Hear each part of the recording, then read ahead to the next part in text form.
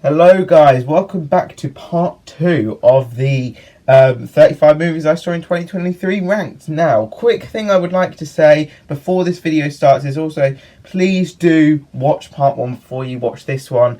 And another thing is that this video was first designed to be one long video, but I kind of looked at it and I thought it's kind of too long and it's not really going to work with the file being so big. And I don't want to risk losing anything, so I thought, to save the stress, let's just make it 2 parts. So this video is starting off literally like the second part. It was filmed all in one, so it's not like you're gonna, have another welcome. This is the welcome. So with all that said, let me get started with the next one. Now we're around about halfway through the video, just coming to that. So now we are going into our top 20, and just so you guys know, from like here on out, these are the films that I really enjoyed, like the ones I would go out and watch again, the ones that properly stood out to me, and just really great films as a whole, and films that I would 100% watch again. And that's all I got to say about that so far. So let's keep going. Tetris. Kicking off the top 20 goes to Tetris. Now, I am a big fan of the Tetris game, and I think the story behind it is very, very inspiring. And I'm a huge fan of Taron Egerton, and seeing him in this lead role about the Tetris story is great. It's really good. I thought the storytelling throughout the first half was really good. I thought it kind of lost it in the last half, but overall, they told the story really well. It's incredibly interesting and keeps you invested the entire runtime, so I really enjoyed it. It's go time. It's all right. I went before we left. Number 19 is the Netflix original Chicken Run 2 Dawn of the Nugget, the most anticipated sequel from Aardman, and it was cool. It was a fun watch, much like 65. It didn't do anything for me. It didn't change anything. I thought the characters were likable. It was a good way to sort of introduce Chicken Run into the modern era. But that's very much it. It didn't do much for me. It didn't affect me. And I don't really hear anyone talking about it online. Hi, Barbie. Hi, Ken. Number 18, Barbie. Now, I watched the trailers and just wasn't hooked. And I watched the film and I didn't really know what to think about it. I thought there were some aspects that were really good. I thought the set pieces were phenomenal. So was the acting and just everything as a whole. And it was very funny. And I thought the way that they took the messaging was actually done in quite a good way. The only thing that stops this one from going a bit higher is the monologuing. Kind of in the third act of the film, they're trying to get certain pieces of the message out that they can't go through story. So they have people monologuing at the audience, and it just got a bit exhausting. But overall, it's a very clever, very funny film, so I enjoyed it. Hey, Gnome, I'm your father. It's good to finally meet you, Reggie. even under these strange circumstances. 17 is Strays. Now, this film is so funny. I laughed out loud watching this film because it is so hilarious and just so funny. And I think they just knew what they were doing with this. It's really dark humour, but it suits it. Will Ferrell and Jamie Foxx and all these characters are just funny to watch. And it's something which is new. It's like a new sort of narrative which you haven't really seen before, or kind of a familiar narrative that's got a different spin on things. So I thought it was cool. Hey, I put where he sleeps. Number 16 is Leo. Now, not the Indian film. This is the Netflix original with Adam Sandler. And I was really excited for this film. And it kind of did what I thought it was going to do. It was funny. It was cute. The messaging was really nice. I thought Adam Sandler was really funny in it. Happy Madison knocked it out of the park. I just think they lost it in the third act completely. And it did not work at all for me. So that's what holds it back. I'm not missing my race. Kicking off the top 15 is Gran Turismo. Now, I am a massive PlayStation player, so obviously I was very looking forward to this film. And they put a good spin on it. It's because it is this underdog story where you're rooting for the characters, you really care about them. And I think it did everything it was meant to do. It was really fun. It could be emotional. It was intense.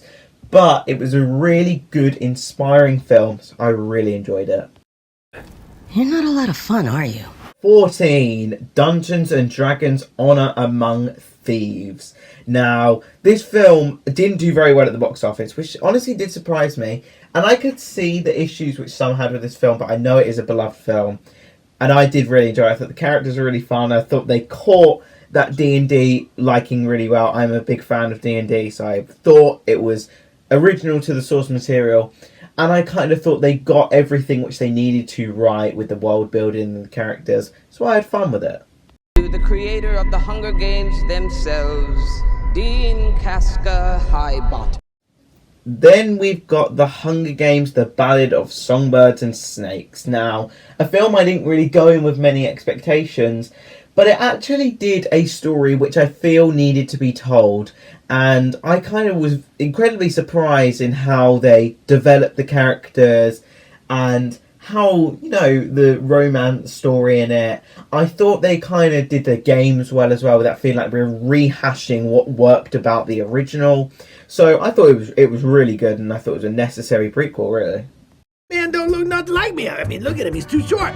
Now for the biggest hot take of the video, Fool's Paradise is at number 12, and I loved this film so much. I thought it was relatable, it was funny, Charlie Day directing and acting in it was just phenomenal, and I just thought the characters were really likeable. Honestly, everything everyone didn't like about this film, I loved about it. Like, this film just worked for me on every level. It made me howl with laughter, and I just really, really enjoyed this film. I'm Wade. I'm Ember. Number 11 is Elemental, the story, the comeback story of the year, with the film that flopped awfully and then made the great comeback. And it can be a bit generic at times, but honestly, the animation is just gorgeous. The characters you really care about. It's actually really sweet at times. It is this rom-com where you care about the world, you care about the characters, you care about all of that. And I was really invested in this love story about, you know, the different elements. So I just thought it was really sweet and a really cute little film to watch. So here we are. We have made it to the top 10 list. Now, before we go any further, I would like to say about, obviously, how this has been a great year for films and everything. And I'd like to say, you know, comment down below your list, because I would love to know your ranking of every film you watched last year. It doesn't have to be the ones that are just on my list. Every single film you watched last year. There was a few I missed. There was a few I would have actually liked to have watched, in particular like the new Indiana Jones I haven't seen, things like that. But just going into this, these top 10, in my opinion, they are the films which stood out to me the most and made the biggest impact when I watched them.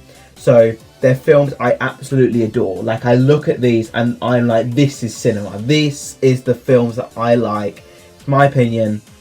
So let's go into it. Way bigger than a planet. Number 10 is Transformers Rise of the Beast. I did not expect this film to be on here, and it really surprised me the heart and soul that this film carried. I thought the human characters were very, very likeable. I thought Optimus Prime was given a really good character arc. I thought the Beasts were really fun little characters to throw into the mix. And it just had a little satisfying conclusion which paid off. It was a fun little prequel, and it didn't have that generic, boring tone, and it wasn't overly long like the Michael Bay ones. Okay, it's gonna be okay! Number 9 is Blue Beetle. Now, despite feeling familiar at times, this film gets everything it needs to right, as the characters are really likeable. The messaging about family is very important and very sweet, and really digs in at the heartstrings at times. I thought the action sequences were actually really awesome and really cool to look at. I just thought it was also funny, it was charming, it got everything that it needed to right, and I really appreciated it. Did you locate the weapon? Yeah, just a kid.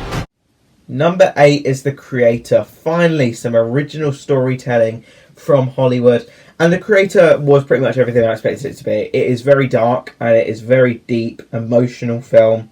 And that's kind of what it needed to be. It is not this goofy film. It is this dark, groovy story. And I thought the characters were really likeable. It was incredibly emotional, especially in the third act. But the conclusion is very satisfying and leaves you satisfied with just this conclusion known. We're not getting a sequel. This is it. This is what we're having. And that's what this film got right. So I enjoyed it. Who said that? The M stands for machine. Number 7 is Spider-Man Across the Spider-Verse. The first part with a massive cliffhanger, which left me very frustrated. But the animation is something different and something gorgeous. I absolutely loved it. It really stood out to me. Thought it looked so good and so amazing. The characters are very, very likable and just put in this different situation which can make you care about them more. Get that more emotional connection which the first one built upon, and to continue it here, they got everything right. It is a cinematic animated masterpiece. Promise I'm your official sidekick forever and ever. No take-backsies. Number 6 is Nimona. Now, this film makes me very sad because it doesn't get the praise it deserves. This film pretty much, just say it, blew me away. It was absolutely phenomenal. This film deserves so much more praise than it gets. The film that almost died at Blue Sky is one of the most emotional animated films I have watched in a long time. It is so deep. You care so much about the characters. And it's so sweet. Honestly, it can be funny. It can be sweet. It can be emotional. The acting in it is phenomenal. They convey the emotion so well. And I loved it. So you're the funny little man who's been following me. Number 5 goes to Wonka. Now, never did I think I'd be praising a Willy Wonka film like this.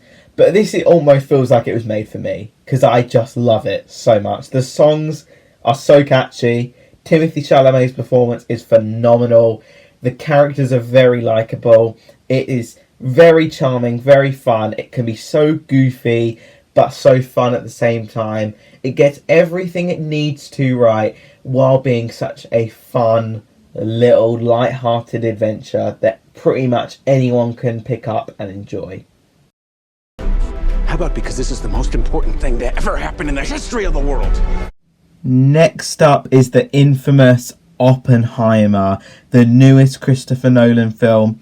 And going in with high expectations, it was not a disappointment. All the scenes that you want to be so iconic and so epic are. The pacing is really well for this kind of runtime. The characters are very likable and you care for them and their journey. The performances, especially from Cillian Murphy and Florence Pugh and Robert Downey Jr., it's all just on point and it just delivers what you want from an Oppenheimer film.